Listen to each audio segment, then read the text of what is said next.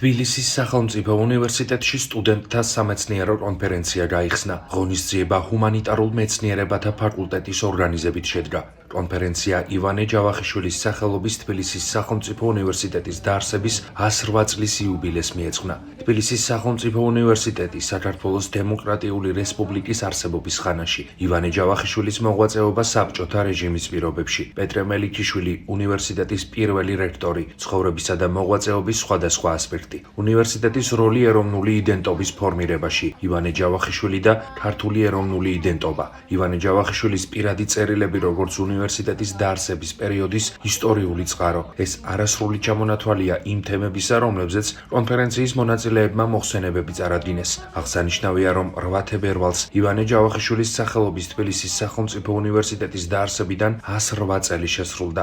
სტუდენტთა სამეცნიერო კონფერენცია თბილისის სახელმწიფო უნივერსიტეტში დღეს გაიხსნა და 12 თებერვალს დასრულდება. დღეს თბილისის სახელმწიფო უნივერსიტეტი მასპინძლობს ძალიან საინტერესო სტუდენტურ კონფერენციას, რომელშიც მონაწილეობას იღებენ სხვადასხვა უნივერსიტეტის სტუდენტები, მათ შორის გორის უნივერსიტეტიდან, ასევე თავდაცვის აკადემიიდან, თბილისში მოქმედი სხვადასხვა უმაღლესი სასწავლებლის სტუდენტები, დაახლოებით 180-მდე მოხსენება და 250-ზე მეტი ავტორი ყავს ამ და მომხსენებელია წარმოდგენილი. ძალიან მნიშვნელოვანი ასეთი ღონისძიება, ვინაიდან სწორედ სტუდენტობიდან იწყება ის გზა, რომელიც დიდი მეცნიერებისკენ მიდის და მე მოხარული ვარ, რომ დღეს თბილისის სახელმწიფო უნივერსიტეტი სწორედ მასპინძლობს იმ თაობას, რომელმაც ხვალ ქართულ მეცნიერებაში, ჰუმანიტარულ მეცნიერებაში თავისი გამორჩეული სიტყვა უნდა თქვას. თბილისის სახელმწიფო უნივერსიტეტი 108 წლისაა და მან ძალიან საინტერესო გზა განვლო თავისი განვითარების. უნივერსიტეტის ისტორია და ჩვენი უახლესი ისტორია, ჩვენი ქვეყნის უახლესი ისტორია არის გადაჭაჭული და უნივერსიტეტის გარეშე წარმოუდგენელია მე-20 საუკუნის და 21 საუკუნის დასაწყისი საქართველოს ისტორია. ეს არის შეიძლება ითქვას ის ადგილი, სადაც ქართული ეროვნული სული ყოველთვის ღვიოდა და ეს არის ის ადგილი, საიდანაც ფაქტობრივად შეიქმნა თანამედროვე ქართული სახელმწიფო. ნებისმიერი სახის სამეცნიერო კონფერენციას თავისი მნიშვნელობა და ღირებულება აქვს, მაგრამ განსაკუთრებით ყურადსაღებია და ძალიან მნიშვნელოვანია ჩვენთვის, ჩვენი ახალგაზრდების მიერ ჩატარებული ასეთი სამეცნიერო ფორუმები, სადაც ჩვენ ვხედავთ მათ ინტერესს არა მარტო სწავლის მიმართ, არამედ კვლევის მიმართაც, სამეცნიერო საქმიანობის მიმართ, სწორედ ასეთი სახის კონფერენციებში, სხვადასხვა სამეცნიერო სემინარებში მონაწილეობით იწყება ის, რასაც მომავალში აკადემიურ საქმიანობაში, სამეცნიერო საქმიანობაში ჩართულობა და მონაწილეობა ქვია. ეს ჩვენი მომავალია. ჩვენი მეცნიერების, ჩვენი საუნივერსიტეტო ცხოვრების, ჩვენი ქვეყნის მომავალია და ძალიან გვახარებს, რომ ამ ტიპის საქმიანობაში ძალიან ბევრი ახალგაზრდა ებმება წლიდან წლამდე უფრო მეტი და მეტი. საუკეთესო მოხსენებები შეირჩევა ამ კონფერენციის ფარგლებში და ისინი დაიბეჭდება ასევე ჩვენი ფაკულტეტის პერიოდულ გამოცემაში, რომელსაც ასე ქვია სტუდენტური კვლევების წელიწდეული. ყველა მონაწილეს გადაეცემა მონაწილეობის დამადასტურებელი სერტიფიკატი. ჩვენ დიდი ინტერესით მივიღეთ მოხსენებები, გადავარჩიეთ და დიდ ნაწილს მივეცით საშუალება, რომ წარმოადგინონ კონფერენციაზე თავიანთი მოხსენებები. ძალიან მრავალფეროვანია უნივერსიტეტის დაარსებასთან დაკავშირებით სტუდენტთა მოხსენებები.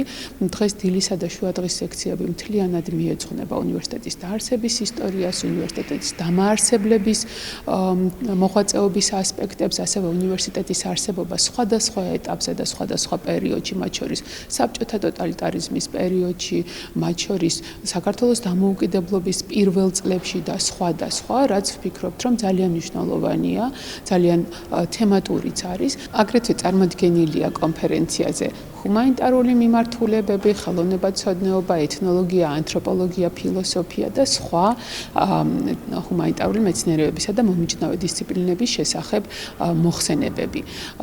ძალიან მნიშვნელოვანია ჩვენთვის, რომ ჩვენი უნივერსიტეტი, ჩვენი იდენტობის განსაზღვრელი, ჩვენი სულიერების ტაძარი საუკუნეზე მეტი ხნისაა და ამ ხნის განმავლობაში ემსახურება ქართულ განათლებას, ქართულ მეცნიერებას, ქართული სულიერების განვითარებას, ვულოცავ უნივერსიტეტს 108 წელს.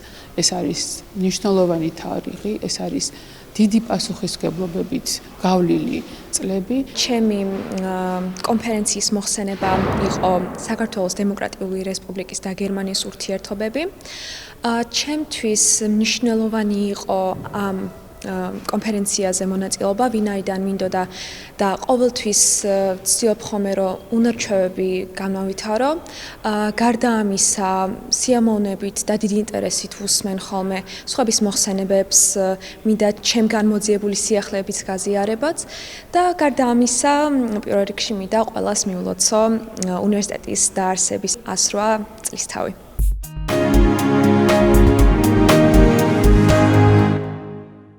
11 თებერვალი მეცნიერ ქალთა და გოგონათა საერთაშორისო დღეა.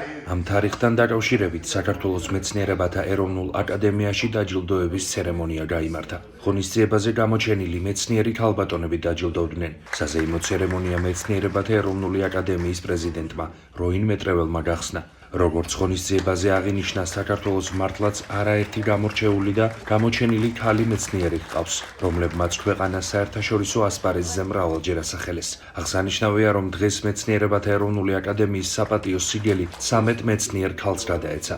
საზეიმო ცერემონიას საქართველოს განათლების, მეცნიერებისა და ახალგაზრდობის მინისტრი გივი მიქანაძე, პარლამენტის წევრები, აკადემიკოსები და სხვადასხვა სფეროს წარმომადგენლები ესწრებოდნენ. შეგახსენებთ, რომ 11 თებერვალი მეცნიერ ქალთა და გოგონათა საერთაშორისო დღედ 2015 წლის 22 დეკემბერს გაერომ გამოაცხადა. მეცნიერ ქალთა და გოგონათა ეს საერთაშორისო დღეა არის დამტკიცებული გაეროს მიერ და ამას აქვს ძალიან დიდი მნიშვნელობა, რადგანაც ამ დღეს ხდება განსაკუთრებით აღნიშნულ მთელი მსოფლიოს მასშტაბით მეცნიერებაში დასაქმებულები ქალბატონების ნამოღვაწარის. რა თქმა უნდა, საქართველოს მეცნიერებათა ეროვნული აკადემია ჩართული არის ამ პროცესში და ის გადასცემს ყოველწლიურად ამ დღეს გამორჩეულ ქართველ მეცნიერებს თავის სიგელებს. რა თქმა უნდა, ეს მეცნიერები შეირჩევიან მართლა წვლილიდან გამომდინარე, მათ შორის როგორც შედარებით ასაკიანი ქალბატონები, ისე ახალგაზრდა დამწყები მეცნიერები. და ჩვენთვის მნიშვნელოვანი არის, რომ რაც შეიძლება მეტი ქალბატონი იყოს ჩართული მეცნიერებაში და მათი საქმიანობა შესაბამისად იქნეს შეფასებული და დაფასებული. დღევანდელი დღე ჩემთვის როგორც ქალი მეცნიერისათვის არის ძალიან ემოციური და ამაღელვებელი. დღეს მეცნიერებათა აკადემიის მიერ მოხდა სიგელების გადმოცემა. ეს სიგელი მეკუთვნის არა მხოლოდ მე, არამედ არის იმ ათასობით ქალ მეცნიერის დამსახურება, რომლებიც ჩვენს გვერდით მუშაობენ. ხშირად ძალიან უხმაუროდ და ჩუმად აკეთებენ თავიანთ საყვარელ საქმეს. მე მინდა ყველა ქალ მეცნიერს მივულოცო ეს დღე და წარმატებები ვუსურვო და ეს სიგელი არის არა მხოლოდ ჩვენი შრომის დაფასება, არამედ ეს არის სტიმული, რომ მომავალში ჩვენ გავაგრძელოთ უფრო მეტი პასუხისმგებლობით და უფრო მეტი ენთუზიაზმით ჩვენზე დაკისრებული მოვალეობები.